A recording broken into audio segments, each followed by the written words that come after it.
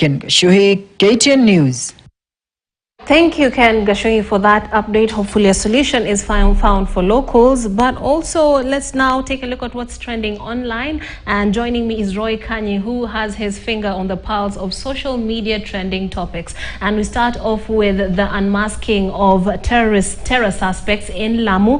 We had CS Kindiki releasing the names. Of course, that was a bold move. What are Kenyans saying, Roy, on that particular topic? Hi, Trix. Good morning. So CS Kindiki earlier in Parliament announced that he's going to release the list of people who've been terrorizing Lamu. Then people thought it was a hearsay. But now yesterday, on Tuesday, he actually released a list of 30 suspects who are believed to be part of the Al-Shabaab military.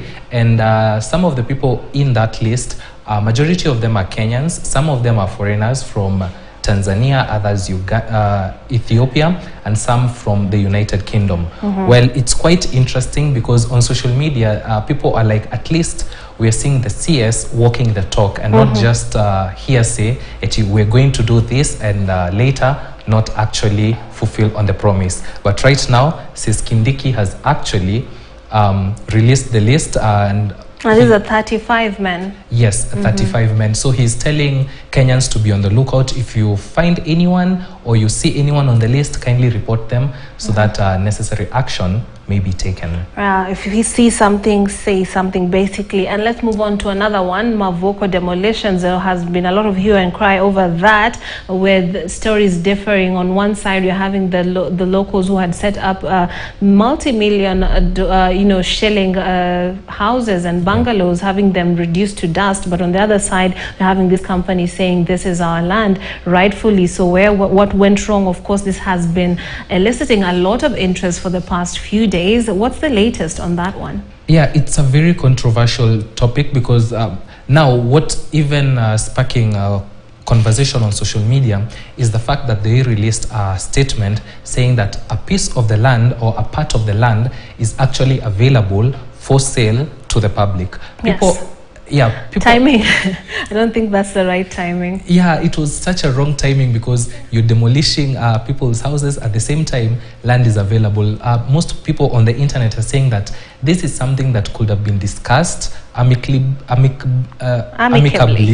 before actually destroying the houses of the individuals, because we realized that these people had invested a lot of money to put up the structures that they had, only for them to now say that we have land available for sale, you can actually buy. There was a statement saying that maybe the statement that they issued is for them to legalize maybe somebody who will actually buy the land to make it now in due process. Yeah, right. So that's the conversation on social media. Yeah, I do.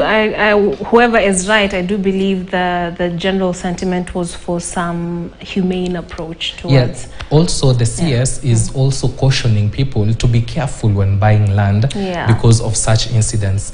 You know, you don't want to buy land, then 10 years down the line, you've been told that that land is illegal and it has to be taken. So everybody needs to be very cautious when you're making such purchases. Yeah, although there is the lingering question of why the sudden move to do the demolitions. Of course, it's an ongoing story. It's eliciting a lot of interest across board, so we shall be keeping an eye on that one as well. Let's move on to a man who apparently bought what he thought was cooking oil, only to get a rude shock when he got home. Yes, you know, they say there's a common saying that says Nairobi ni shamb la mawe. So someone actually bought 3-liter cooking oil. That is a total of 3 times 9 liters for approximately 1,000. On average, the amount of cooking oil goes for 1,600. Yeah. So in his mind, he was like, okay, this is a good deal. Let me buy in bulk. Yeah. But and to him, alikuwa amenunua what is said to be sewage according to him. He opened the bottles on video, and you could literally see that the content of what was inside the packaging was actually not cooking oil. Yeah. So on social media, people are saying that yes, Nairobi ni shamba la mawe. You ought to be careful out here. Just don't go buy something because you're hearing it's on offer or it's cheap. alafu from questionable sources. I know. So let's be very careful on the streets. Right, and we're not laughing at him, we're laughing with him, because we can't cry. Moving on, entertainment wise, we're having Amare and Kabu trending. What's the latest on that? Yeah, so Amare and Kennedy Rapudo are actually trending because first of all, Amare has a 4-month-old child with Kennedy Rapudo. Then all of a sudden they are announcing a divorce. So most people are not sure, is this actually clout chasing, or is it maybe the real situation on the ground? Because you know, with celebrities, anything can come up. We are not so sure. So the conversation here is, okay, most people are attacking Amare, other people are also attacking Kennedy Rapudo, but I don't want to say maybe one is to blame, the other one is not, because this is a marriage, and you know, in marriage they have their own rules. Maybe they know better what happened between the two. So that is what was happening on the entertainment sector. And also, why do we know all this? That's my question, because I mean, people often ask, if you're going to start it with us, then finish it with us. So I mean, it's an incomplete story for the fans, right? Yeah, sure. Also, maybe just another last statement. Last week we did What's Trending, and apparently What's Trending actually trended. That really? Yeah, it was a topic on Papa Kabu, a South African Catholic pastor, who's been creating a commotion on social media, especially with the Kenyan women.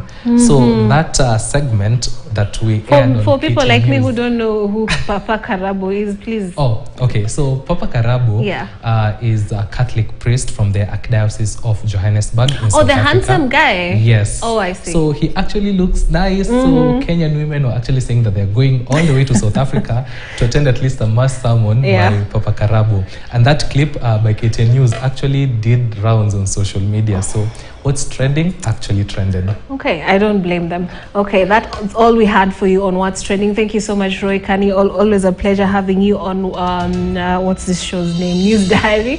And of course, you're going to take a short break. When you come back, we shall join our sister station, Spice FM, for the morning discussion on the Situation Room. Do stay tuned. I'm Trix Ingado.